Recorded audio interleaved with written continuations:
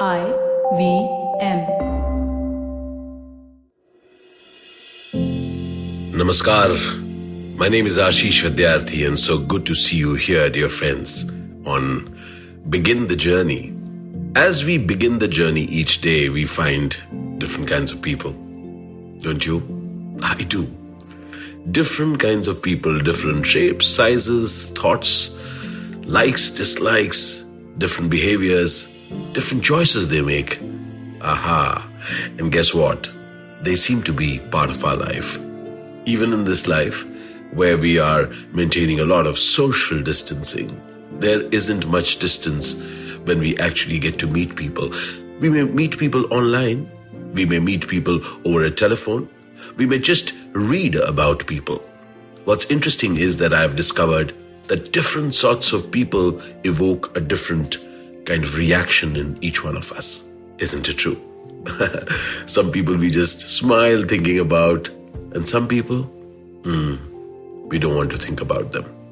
There is something about them which makes us either like them or not like them. And there are some people whom we just tend to ignore, saying that, you know what, that person is very boring. Actually, we are saying that that person is of no interest to me. Aha. That's one point where we start speaking the truth about things and people. When we say that we don't like someone, or when we say that we love that person, consider there are some qualities of those people which we actually allow to touch ourselves. And some of those qualities, when they touch us, we say, that's something that interests me. That's something which I think adds value. And when some of those qualities, when they touch us and we say, that's not adding value, that's when we reject that person.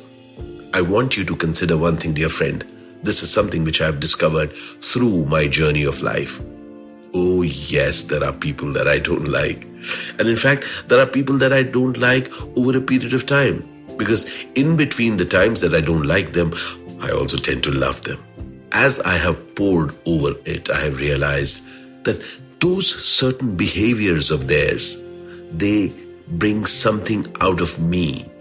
But when I can distance those behaviors of those people from their innate qualities, something else shows up for me from them. Consider, dear friends, that friend of yours who upsets you, that person is not just a person, it's a mix of many qualities. That professional that you're working with, which you either say that, I really love to work with that person, or I don't like to work with that person. Again, there are those qualities in that person. Take the qualities that work for you. That's right. Just be very, very sharp on this. Take the qualities that work for you. Then there will be the next set of qualities which do not exactly work for you, but you can live with it. Now, take some gold from that too.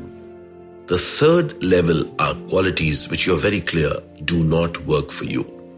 Now, they might be qualities, it is not just they're making you uncomfortable, but something which you actually believe is not appropriate. It'll be fantastic if you can communicate that to that person, because that person will otherwise erode your relationship with her or with him. This allows you to consistently work on relationships. After all, qualities make each one of us. Some qualities which are great, when they are many, that's when that person becomes interesting not just to one, but to many. So as a great friend or as a great co-traveler in life, choose wisely. And for people whom you can, communicate to them certain things that may not be working for you. Who knows? As that person clarifies, you may get some more value for yourself, and you may see things that you did not earlier see. Or that person may get a feedback and make a difference to her own behavior. Dear friends, as we travel, let us be in celebration of the varied qualities that each one of us brings to the table. We need not accept and say, all right, with all behaviors and qualities. But I promise you, as you're open to it, you will learn from others. Because I do.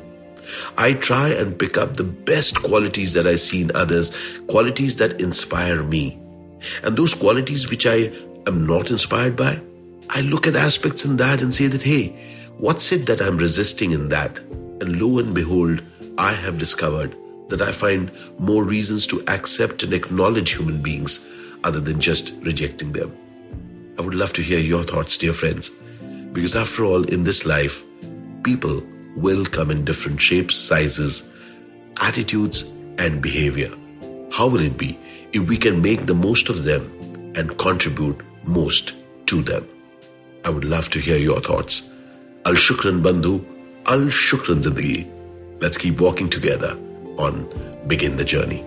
Cheers.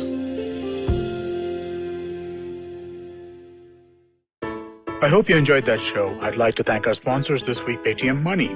Some really fun guests on the network this week. Cyrus welcomed Dia Mirza to come and have a conversation about all kinds of different things. Danny Morrison was on Edges and Sledges, the cricket podcast. If you haven't heard that, that's always a fun listen. And Rahul Subramanian was on Football Shitball to grow their ever more exciting list of guests. And it's not just that. Mantra Mugdha, an old friend of ours, was on Advertising is Dead. Manu Pillai was on the Filter Coffee podcast. It's been one great guest after the other. And with that, we hope to catch you again next week.